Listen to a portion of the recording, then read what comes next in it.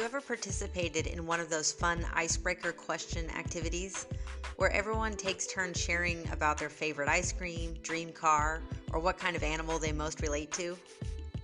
I was once asked a very edgy question in one of those icebreaker conversations. The question was so controversial and off-putting that I actually hesitated to answer. It was a question I never knew I was even allowed to be asked.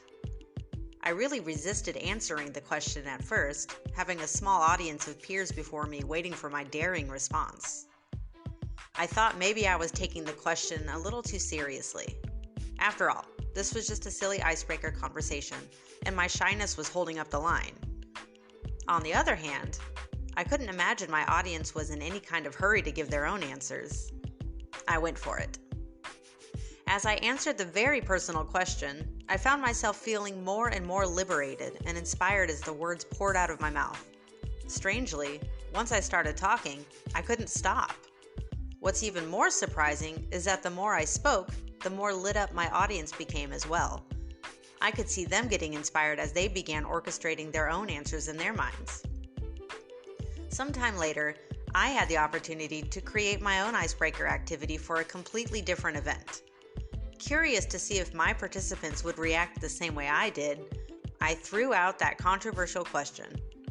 I wasn't surprised to find identical results.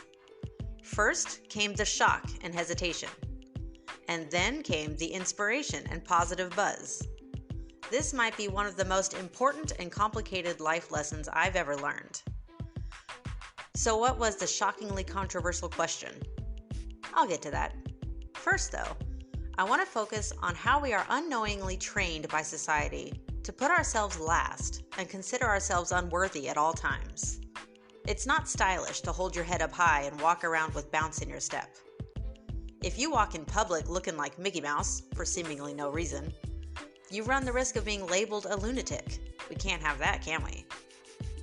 It's far more socially acceptable to walk with your head down and your eyes focused on anything but the people around you.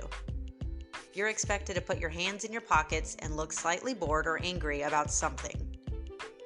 Have your headphones on, even if there's no music playing. This is how we stay invisible, and invisible is safe. If I'm invisible, someone might see me, and if I'm seen, I might be judged. I'm not sure I can handle that. But you know what? Being invisible all the time causes us more harm than we may realize.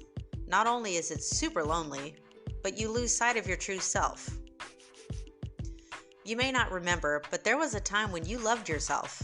Somewhere along the way, probably your teenage years, you became afraid of showing your true self, and you began to hide it from the world. That eventually led to some depression and identity issues, and inevitably, you lost your joy. You called it becoming an adult. This brings us to that controversial icebreaker question. Here's what the question was. What is your favorite thing about yourself? Yep, there it is. I was about to reveal to a small group of peers that I actually like myself. So uncool. What if the thing I liked about myself was something I'd been hiding from the public? Singing in my car? Or worse, what if the thing I liked about myself was something that secretly drove others insane? Was it really okay to stand in front of an audience and talk about how awesome I think I am? It was the weirdest thing though, even though I picked a nice, safe favorite thing to share, my sense of humor. It turned out one thing wasn't enough. It turned out there were actually a lot of things I loved about myself, and I'd never been given the opportunity to really think about them and enjoy them. I think I'm actually quite spectacular. And you know what? So are you.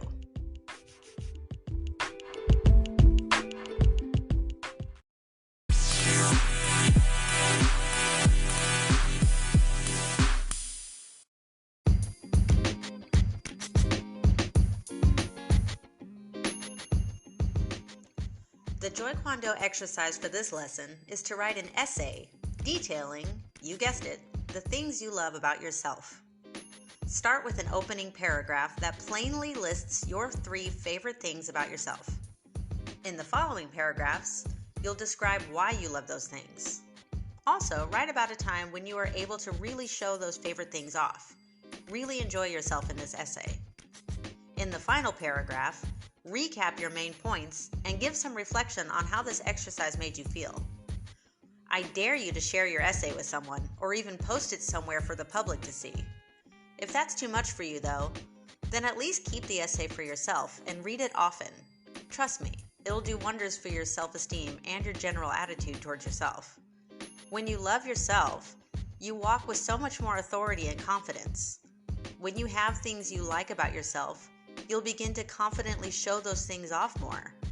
Others around you will consequently fall in love with you as well, and your confidence will draw people in and lift people up. Everybody wins.